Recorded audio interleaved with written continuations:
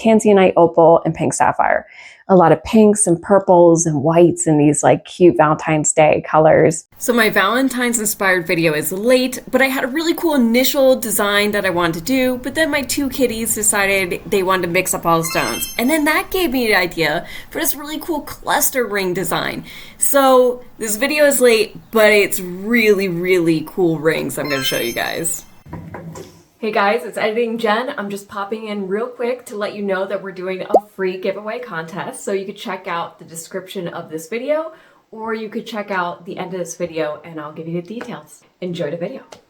So excited to have you guys make with me this Valentine's Day inspired ring collection. It is gorgeous. It's going to have a lot of pinks and purples and iridescent colors from opals. It is a complicated design, and I don't even know if I'm going to be able to pull it off. I'm using the electroforming technique to set my gemstones, which gives me a ton of freedom when it comes to creativity. So I really wanted to challenge myself and make this design as creative as possible, and something you normally wouldn't see in traditional metalsmithing because it would be really difficult to make.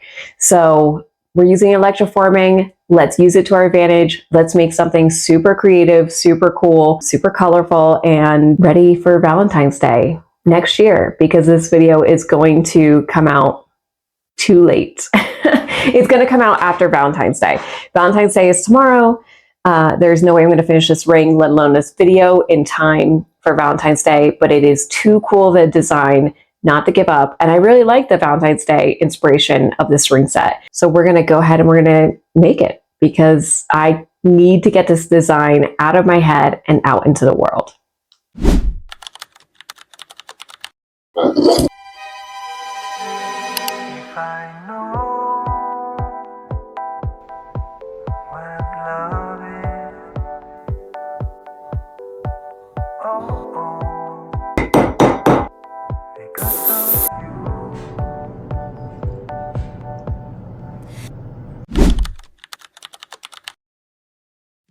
Okay, so the design that I had in my head is laid out perfectly, but it's laying flat. So I actually have no idea if these designs are going to fit on the ring band or not. I hope so, but I am gonna have to make adjustments for the ring band. I'm gonna have to play with this a little bit as I put them on the ring. We're gonna have two different stacking rings using the same kind of stones and the same color scheme. I think it's gonna look really cool. I think it's gonna be really challenging. And I don't know if it's gonna work. And I don't know if these stones are gonna look a lot different once we get them on the ring. And I don't know that we can use all of the stones, but we're gonna try.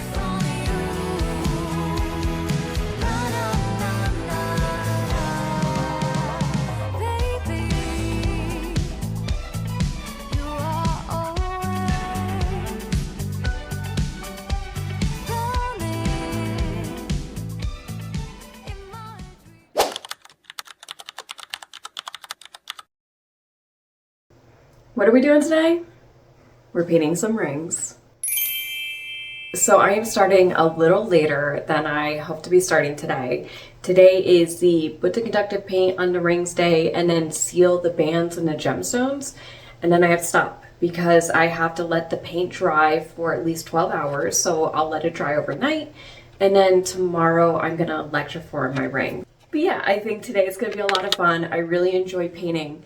It's tough because I use such tiny, dainty stones, so I need to be really careful while I'm painting and really delicate painting around the stones, making sure that I am covering the edges of the stones to make sure that it's secure when it electroforms, but also making sure that the copper doesn't grow in the electroforming solution over the stones. So it's a bit of balance. It's super fun. I feel like an artist when using all these different techniques, right? Like I feel like I got to sculpt a little bit with the epoxy clay when I set the stones. Now I get to paint. Then I get to do some chemistry of electroforming. Like I just love, love, love the process I use for my rings because I get to do so many different techniques as an artist, and it gives me so much creative freedom to do exactly what I want.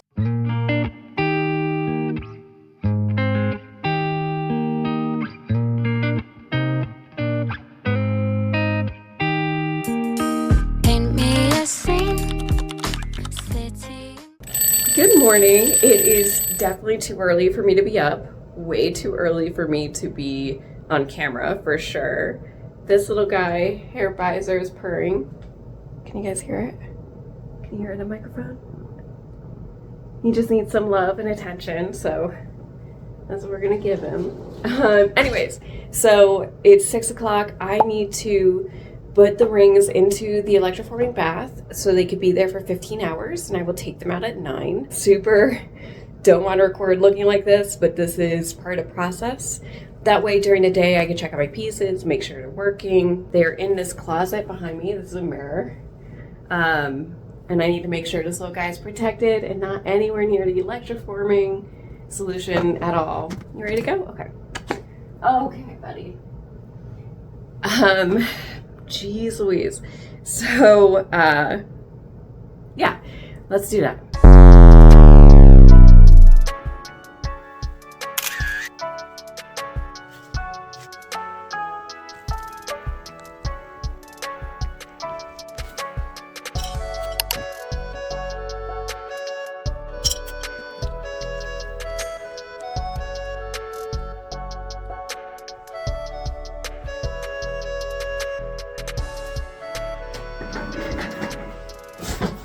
Okay, let's make this so you guys can actually see me. Good morning. So I have taken the pieces out of the electroforming bath, and I have good news, I have bad news. The good news is they look so good. So far they're super shiny. It's Monday and they're still very shiny. Even though it's copper, it hasn't oxidized. I haven't polished them. Straight out of bath, they're very shiny. The copper has grown perfectly around the stones. It is so cool. The bad news is that the heart ring didn't fully plate. It has a bunch of gaps, and I purposely put 2 coats of paint on my pieces so that I don't have any gaps, that at least the second coat should cover the first. And there are large gaps in my center heart ring, and I have been chewing all weekend on why that would be. And I think it's because I was trying to record a video of painting the heart rose quartz stone, and I just wasn't really paying attention to detail because I had to have the camera like right in front of my face, and around the camera I had to paint the rose quartz heart, and I think I just missed really big gaps in the stones, and then I will paint in between the stones. So that's just kind of my method. First around, and then in between, and then I do the bottoms of the stones, which you don't forget about. When I take the rings out of the electroforming solution, the ring needs to be neutralized. So these rings had went into just a small bath, a glass jar of a mixture of distilled water and baking powder to neutralize the acid in the electroforming solution. So there is probably residual baking powder on the ring, and I don't want to put the ring back in a bath with baking powder on it because it will ruin the electroforming solution. So I'm going to take this ring, I'm going to leave it as is. It has a bunch of sealant on it, and I'm going to put it into a tumbler with a little bit of soap and water, and I'm going to, for 5 minutes, wash this ring so that it gets off all of the baking powder. And then I'm going to wash it in distilled water, and then I'm going to put it back into the bath for 7 hours. I think will be sufficient to cover the large gaps. All right, guys, so I took the pieces out of the bath yesterday. Is there more copper on these pieces? Yes. It is definitely a thicker copper. I do like the original way that especially the chevron ring looked the first time I electroformed it. So am I frustrated that I wish I did the electroforming right the first time and got the conductive paint right the first time? Yes. Is anybody going to be able to tell a difference? And did it turn out to be cool anyways? No. Nobody's going to be able to tell a difference. And yes, it's super cool. It looks really good. The detail is still there. Thank God. These rings look really great. So now what we're going to do is take off the sealant, polish them up real quickly, and then we'll get to plating these rings today.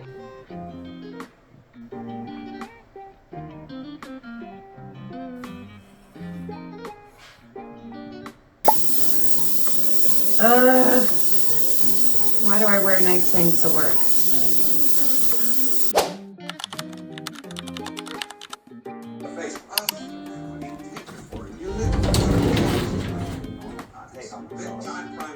Okay. Okay, so the voltage jumped up on me. I'm not entirely sure why. I'm gonna go ahead and guess that there was a loose connection, either the connection to the anode or the connection to the wire, the cathode, that was holding the ring.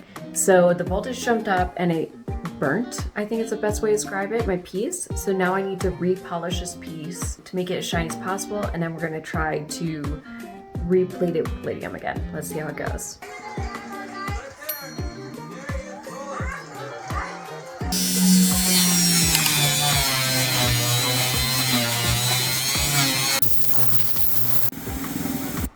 Okay, so the ring is still a little bit darker than I would expect it to be, but it's nice and shiny.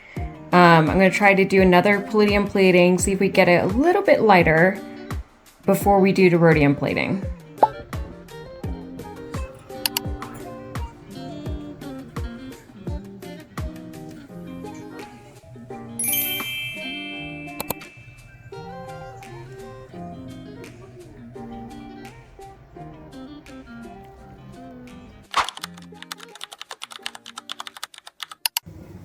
Okay, so if I just had pure sterling silver rings and I wanted to give them this like shiny, bright white plate, I would, at this point, just put rhodium on top of the palladium. But because I have copper, I want a very, very thick plate of silver in between the palladium and the rhodium. So, okay. All the rings now have palladium on them and they look great. So what I'm gonna do now is I'm going to put 10 microns of silver on them. So basically I'm gonna plate for 20 minutes silver onto these rings. So I have a very thick coating of silver. Then I'm gonna plate palladium back onto the silver because rhodium doesn't plate to silver. And then I'm gonna plate rhodium on top of the palladium. So the plating is gonna be palladium, silver, palladium, rhodium, and it is going to make a very thick, silver, durable plating that is going to last much, much, much, much longer, like years longer than if I just had a palladium and rhodium plating. That is how I have solved my problem of having rhodium plating wear off too quickly. The secret to my success for my rings, for my business, is the thick layer of silver that I put on kind of in the middle of the ring. So that's what we're gonna do.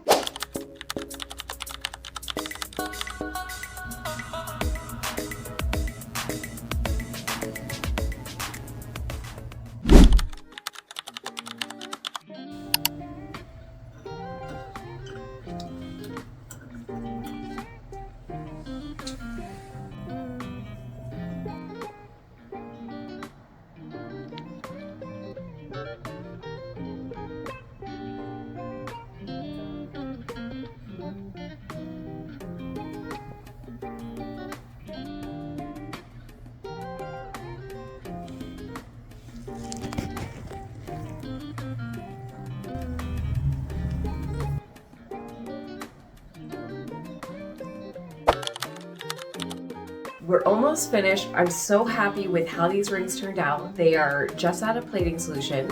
So what we're gonna do now is we're gonna tumble these rings for 5 minutes, and that's to get them to a higher shine and then to get any of the plating solution off of the rings. Then we are going to let them dry completely, like bone dry. I'm probably gonna put them in front of a fan. And then we're going to use a sealant on the bezels. So it's the most delicate part of the rings. So I'm gonna use sealant on the bezels just to prolong and make the rings more durable. The bands I'm not worried about. So people are most hard on their bands. So my rings are very durable. They'll always be silver, but the bezels can get damaged because they're plated. So we're gonna put that sealant on for extra protection. And then they're done.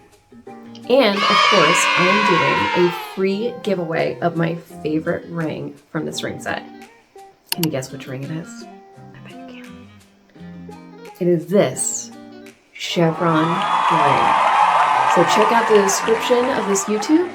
I'm also letting people enter to win on my Instagram or TikTok. So I'll choose one winner for this gorgeous Chevron ring from either my YouTube, Instagram, or TikTok. You can enter to win on all 3 sites. And I hope you find something that makes your soul happy today, guys.